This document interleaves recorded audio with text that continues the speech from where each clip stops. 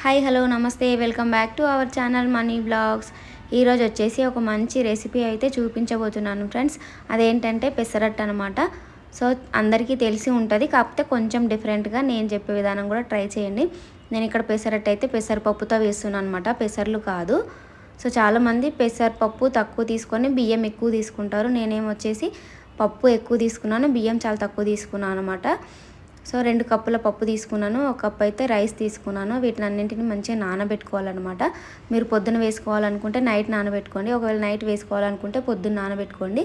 So మంచిగా నానిపోతుంది అనమాట. మాది పొట్టు పప్పు కాబట్టి కొంచెం టైం పడుతుంది, పొట్టు అంతా ఊడిపోవాలి కాబట్టి. సో పొట్టు కొంచెం కొంచెం ఉన్నా కూడా ఏమి ఇబ్బంది ఉండదు, వేసుకోవచ్చు. సో మంచిగా కడిగిన తర్వాత ఒక 4-5 సార్లు అయితే మంచిగా కడగాలి. కడిగిన తర్వాత ఇప్పుడు మిక్సీ జార్ తీసుకొని మనం రెడీగా పెట్టుకున్న పప్పునైతే మిక్సీ జార్లో వేసేసుకున్నా. అదేవిధంగా ఒక 4 పచ్చిమిర్చి చిన్న చిన్న కట్ చేసుకొని వేసుకున్నా, తగినంత సాల్ట్, అదేవిధంగా కొంచెం కరివేపాకు కూడా వేసుకున్నాను. కొంచెం వాటర్ యాడ్ చేసుకొని ఇప్పుడు దీన్ని అయితే మిక్సీకి పట్టుకోవాలి. చూస్తున్నారు కదా, ఈ విధంగా అయితే మిక్సీకి వేసుకున్నాను. ఇప్పుడు ఇది వేరే గిన్నెలో తీసుకొని చూపిస్తాను చూడండి. అంటే మన దోసపిండి ఎట్లా ఉంటుందో అట్లయితే వేసుకోవాలన్నమాట. మరి బరక ఉండకుండా కొంచెం సాఫ్ట్గానే వేసుకోండి, బాగుంటుంది తినడానికి. సో బరకు ఉంటే కొంతమంది పిల్లలు ఇష్టపడరు కదా తినడానికి. సో ఈ విధంగా వేసుకుంటే బాగుంటుంది అనమాట.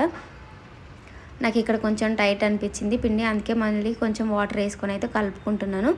సో మీరు ఎట్లా వేసుకుంటారో దాన్ని బట్టి వాటర్ అయితే యాడ్ చేసుకోండి. ఇప్పుడు ఇది పక్కన పెట్టేసుకొని చట్నీకి అయితే రెడీ చేసుకుందాం అనమాట. నేనైతే పల్లి చట్నీ చేస్తున్నాను. మేము ఇడ్లీకి కానీ దోశకి కానీ కూడా పల్లి చట్నీ చేసుకుంటాము. సో దానికోసం అయితే 1 కప్పు పల్లీలు తీసుకొని వేయించుకుంటున్నాను. సో పల్లీలు కొంచెం మంచిగా ఫ్రై అవ్వాలి. ఎట్లా అంటే పొట్టు దానంతలో అదే ఊడిపోతూ ఉంటుంది. సిమ్లో పెట్టుకొని అయితే ఫ్రై చేసుకోవాలన్నమాట. హై ఫ్లేమ్లో పెడితే ఏంటంటే పైన పొట్టు మాడిపోతుంది, కానీ లోపల పల్లీలు అయితే వేగవన్నమాట. సో పల్లీలు వేగిపోయినాయి, ఇప్పుడు తీసి పక్కన పెట్టుకున్నాను. అప్పటి వరకు చల్లగా అయిపోతాయి కదా. ఇప్పుడు పచ్చిమిర్చి వేయించుకుందాము. మళ్ళీ ఒక 4 పచ్చిమిర్చి తీసుకొని అదే ప్యాన్లో అయితే వేసుకున్నాను. కొంచెం ఆయిల్ కూడా వేసుకొని వేయించుకుంటున్నాను అనమాట పచ్చిమిర్చిని. సో పచ్చిమిర్చి కూడా కొంచెం మంచిగా ఫ్రై అయ్యే వరకు అయితే వేయించుకోవాలి. కొంచెం కలర్ అయితే చేంజ్ అవుతుంది అనమాట. కొంచెం ఈ విధంగా చూస్తున్నారు కదా, ఈ విధంగా వచ్చే వరకు అయితే వేయించుకోవాలి. టేస్ట్ అనేది చాలా బాగుంటుంది అనమాట. 2 ఐటమ్స్తో పల్లి చట్నీ అయితే చేసేస్తాం మేము. సో మీరే ఎట్లా చేస్తారనేది కామెంట్ అయితే చేయండి తప్పకుండా. ఇప్పుడు పొట్టు తీసేసుకున్నాము పల్లీలకైతే. సో మీ ఇష్టం, మీరు అట్లాగే వేసుకోవాలనుకుంటే వేసుకోవచ్చు. కొంచెం సాల్ట్ యాడ్ చేసుకొని మిక్సీకి వేసుకుంటున్నాం అనమాట. చూస్తున్నారు కదా, ఈ విధంగా అయితే వచ్చేసింది. సో ఇట్లా వచ్చిన తర్వాత ఇప్పుడైతే పోపు వేసుకోవాలి. దీంట్లో కూడా వాటర్ యాడ్ చేసుకొని కలుపుకోవాలి. అంటే లూజ్ ఉండాలా టైట్ ఉండాలని. కొంతమంది చట్నీ కూడా లూజ్గా తింటారు, కొంతమంది ఏమో గట్టిగా తింటారు కదా. సో చూసుకొని అయితే వాటర్ అయితే యాడ్ చేసుకున్నాను అనమాట. ఇక్కడ కరివేపాకు కూడా వేసుకున్నాను నేను పోపుకి వేసినప్పుడు. జీలకర్ర ఆవాలతో పాటు కరివేపాకు వేసాను. సో ఈ విధంగా అయితే రెడీ పెట్టుకున్నాను అనమాట.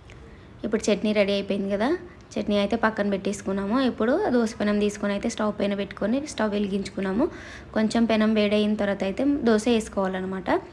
చూస్తున్నారు కదా, ఈ విధంగా అయితే దోశ వేసుకోవాలి. సో ఇట్లయితే నేను వేసుకుంటున్నాను అనమాట.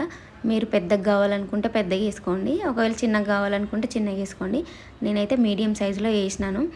అది కొంచెం ఏమంటారు, కొంచెం వేడి అయిన తర్వాత మనకు పిండి లేకుండా కొంచెం డ్రై అయిపోతున్నట్టు అనిపిస్తుంది కదా. ఆ టైంలో కొంచెం ఆనియన్, అదేవిధంగా కొత్తిమీర సన్నగా కట్ చేసి పెట్టుకున్న కొత్తిమీర కరివేపాకు వేసుకోవాలి. తర్వాత కొంచెం ఉప్పు, కొంచెం కారం కలిపి పెట్టుకున్నాను నేను, అదైతే వేసేసుకున్నాను అనమాట పైన. సో అది వేసుకున్న తర్వాత కొంచెం ఆయిల్ అయితే వేసుకోవాలి. స్టిక్తోనే ఆయిల్ వేసాను నేను. చూస్తున్నారు కదా, ఈ విధంగా అయితే వేసుకున్నాను అనమాట. సో దోశ అయితే రెడీ అయిపోయింది అనమాట. ఈ విధంగా అయితే దోశ రెడీ చేసేసుకున్నాము. సో మీరు కూడా ఇట్లనే చేస్తారా అనేది అయితే తప్పకుండా కామెంట్ చేయండి. మన వీడియో ఎవరైనా ఫస్ట్ టైం చూసినట్టయితే ప్లీజ్ సబ్స్క్రైబ్ చేయండి.